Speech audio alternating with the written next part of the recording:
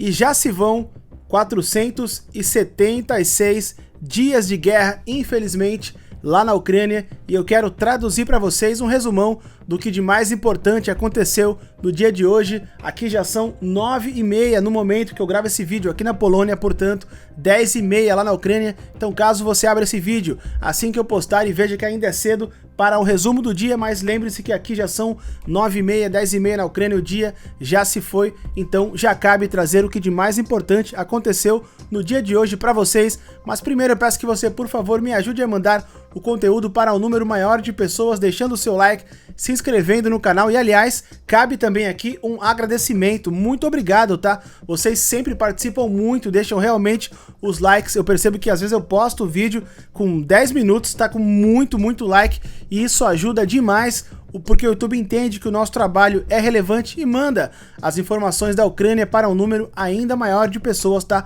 Muito obrigado mesmo, e é impressionante o engajamento de vocês, vocês são extremamente importantes, e fica aqui o meu muito obrigado, tá? Para não ser injusto com o trabalho e o engajamento de vocês também, né? Deixando o like, enfim, participando, comentando, muito obrigado, tá?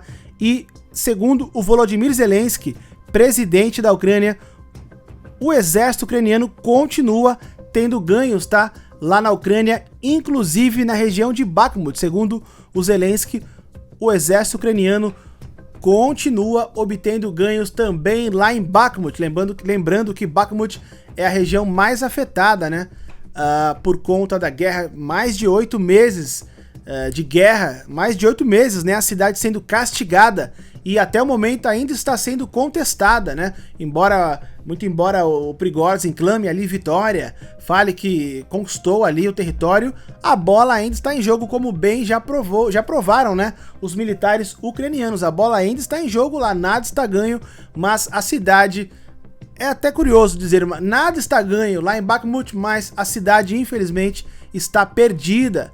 Parece até um trocadilho, mas não é, infelizmente a verdade.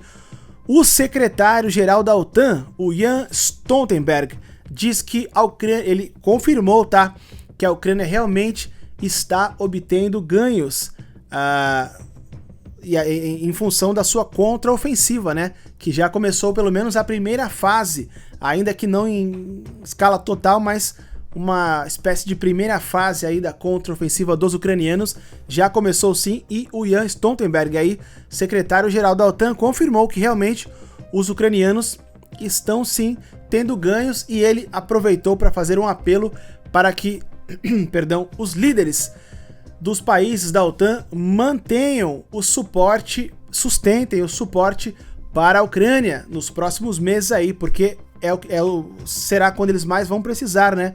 Que é à medida que vai se desenrolando a contraofensiva dos ucranianos. E enquanto isso, agora aparece ele, né? Tava demorando, né, para ele aparecer. Enquanto isso, o Vladimir Putin,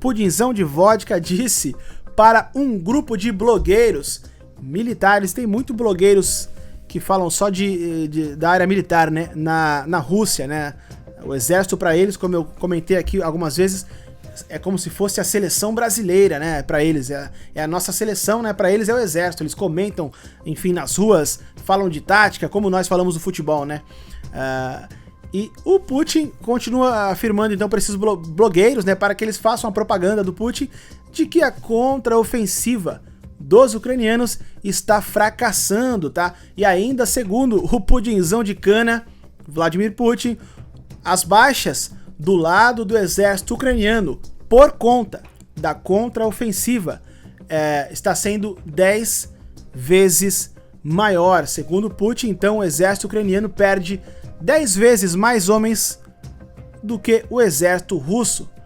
Lembrando, segundo informações do Vladimir Putin, tá? E vocês sabem como que são as informações que o Vladimir Putin divulga. Ainda segundo ele... Ah, tá. E aqui, isso aqui é interessante porque alguém perguntou pra mim em um dos vídeos, não sei se foi ontem, se era verdade que a Rússia tinha destruído 10 Leopard 2, né, que são os tanques alemães. Eu até respondi a pessoa, não lembro o nome agora, e disse, além dos Leopard 2, infelizmente é verdade, eles também destruíram os Bradleys, né, que também são os tanques americanos, e aqui eles falam disso, que o Putin afirmou, né, que eles destruíram alguns Leopard 2, são os Leopard 2 tanques alemães, e alguns Bradleys, que são os tanques americanos que foram doados no último pacote, perdão, de apoio à Ucrânia, para ajudar na contraofensiva. Infelizmente é verdade, sim, os russos conseguiram destruir alguns Leopard 2 e alguns Bradley, infelizmente. Então, respondendo aí a pergunta de quem mandou, né, para mim no último vídeo, se for a curiosidade de mais pessoas, sim, é verdade. Os russos conseguiram sim destruir equipamento alemão e americano, tá? Um major general, tá? Russo importante também foi morto na Ucrânia. Sergei Goryachev, o major general Sergei Goryachev, foi morto lá na Ucrânia, tá? Depois de um ataque com míssil na região de Zaporizhia. Isso foi nessa última segunda-feira, tá? Só foi divulgado no dia de hoje.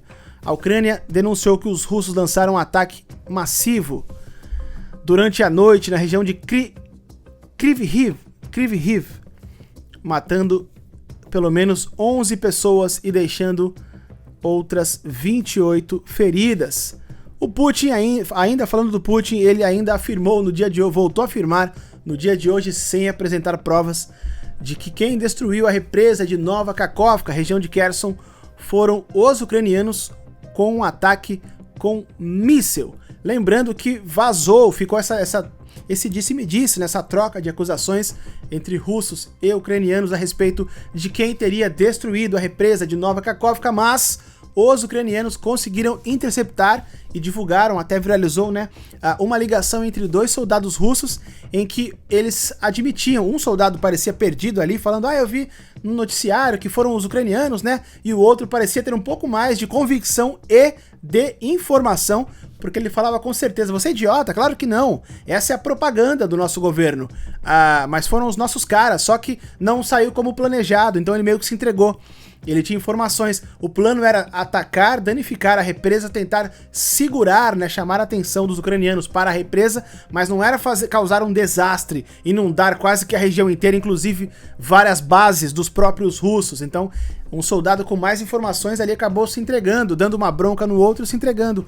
Os ucranianos, por sua vez, interceptaram essa ligação mais que depressa, jogaram no mundo, né, jogaram na internet, eu trouxe pra gente, no dia que vazou já trouxe, no mesmo momento, então ficou essa guerra de disse-me-disse, uma acusação mútua, mas a Rússia, sem apresentar prova nenhuma, e a Ucrânia apresentando uma prova aí que pode ser fatal, né, soldados russos ali falando em russo, entre eles, admitindo que foram os russos, e um soldado parecia ter muitas informações. E aqui uma última informação extremamente importante também, e agora apareceu mais um aqui, né?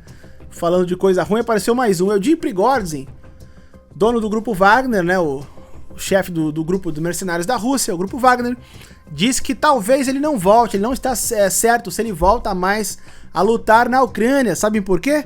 Por conta do contrato. Parece que agora o Putin quer colocar como uma exigência, só vão poder ajudar os russos, grupos, só vão poder participar da guerra grupos privados, militares, caso assinem o contrato, que eu já expliquei pra gente aqui no canal, que assinando o contrato ali, eles vão ser subordinados do exército russo, eles terão que responder e acatar as ordens do exército russo, enquanto estiverem lutando na Ucrânia. E o Prigozhin diz que se for assim, que se tiver esse requisito aqui, talvez ele não volte, ele está pensando e talvez não volte, tá? Realmente o bicho tá pegando aí por parte do exército russo. Lembrando também que no dia de hoje, não saiu aqui nesse resumão, mas eu trouxe pra gente, um dia depois, né, os Kadyrovits, soldados da Chechênia, assinaram ontem esse contrato que eu acabei de explicar, que o Prigozhin não quis, e talvez não volte pra Ucrânia por conta dele.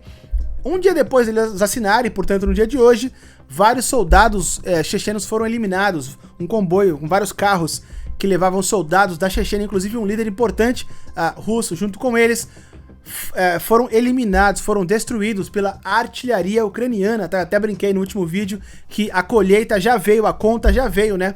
Esse é o preço por eles terem assinado com a Rússia e vendido, né, suas almas para o capiroto russo. Até brincaram, o nome, alguém comentou, achei genial, o Kapirovich. Eles são chamados de Kadirovits, né?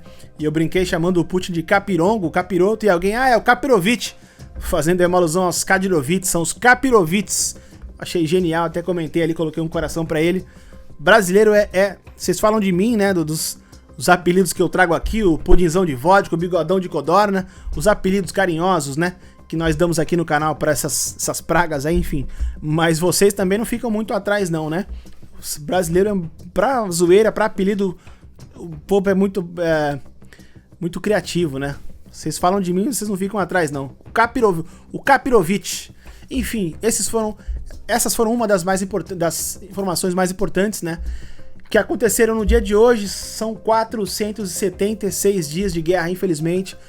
Obrigado quem ficou até o final. Não se esqueçam de deixar o like, se inscrever no canal. E mais uma vez lembrando agora, enquanto eu finalizo o vídeo, 9h46, portanto 10h46 na Ucrânia, tá? O dia já se foi. E por isso, essa é a razão então desse resumão já, caso você veja e ainda seja cedo aí no Brasil. Obrigado mais uma vez, like e inscrições confirmadas.